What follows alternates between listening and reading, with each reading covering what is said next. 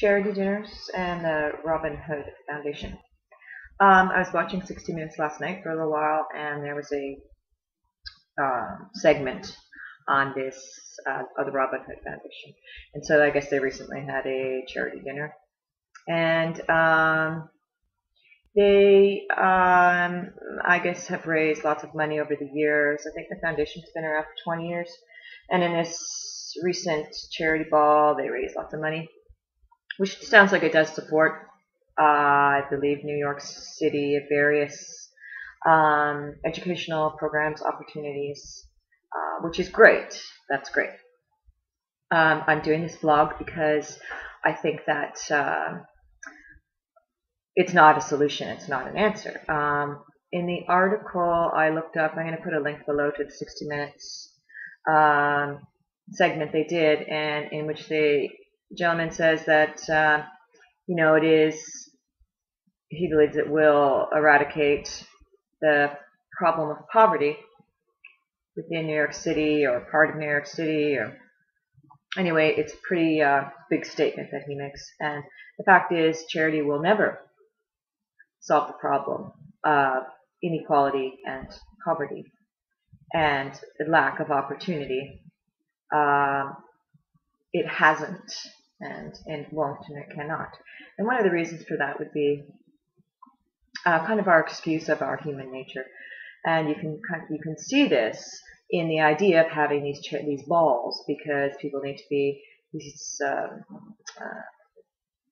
billionaires. So there was like, was it 100 billionaires or 1,000 billionaires? Which, kind of blows my mind, just that statement. Just like, ooh, I could use an extra $100 or this week, that's for sure.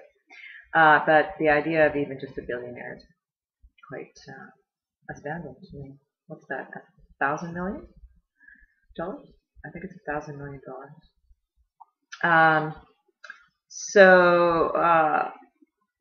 And I have heard statements. It's very easy. I'm sorry, but it's very easy for someone to say, well, the ticket was $1,000. Like, are you contributing $1,000? And then when we were there, we donated this and that. Like, I know, and it's better than not doing it, because it does help some people. But it is not a solution, and it's, I don't know.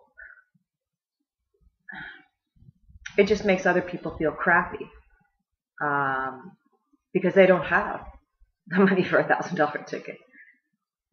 It's not that they don't have compassion. It's just that they don't have the money for it. They can't even afford one of the shoes, that the women wear to buy to these gala events.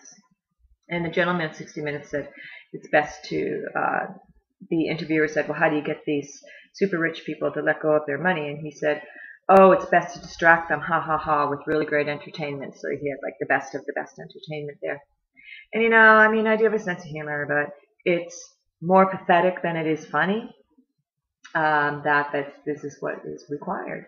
And there is a solution, and that is to, let's work towards eliminating the word charity from the human vocabulary, so that it is just a distant memory, and hopefully our great-grandchildren can one day say, what's that? And we'll say, oh, this charity, that was a thing that we used to give like a tiny bit of money to people who didn't have anything, just so they could buy one meal, or, and hopefully they'll be astounded, and they'll be like, well, why didn't they have any money? Like it's just too horrible an idea, which it is. So the solution is absolute, as most solutions are, and it is perhaps difficult in that we need to give up our ego. So one of the things about giving up our ego is, well, we have to put our other people's needs before our need to be entertained. There's just one example. You don't need to be entertained and have some like bonus. The bonus is that within a system of equality, that your brothers and sisters have enough food. They have the same opportunity as you to grow as a person, to expand, to experience, to create, to have a life that's worthwhile. That is the benefit. That is what you're going to get out of it, is knowing that you've given that. So, instead of charity balls, in which a few people get to feel like they're giving, when they have so much. And so, in fact, even if they do give $2,000, $10,000, it's nothing to them. So, that's a system where there's just a few people who get to do that. So they feel good, relieve some guilt, and the problem still remains. And it does help a few people, like I said, but the problem still remains. So there's a solution, and the solution is putting human rights first. And you can't put the human rights of a few people first. You have to put the human rights of all people first.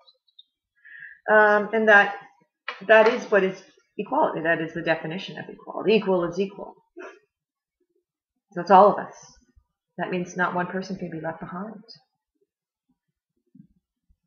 Putting human rights first. And I will include a link as well to equalmoney.org. And you can please go to the link and investigate, and please participate within a discussion and suggestions of a system of true equality,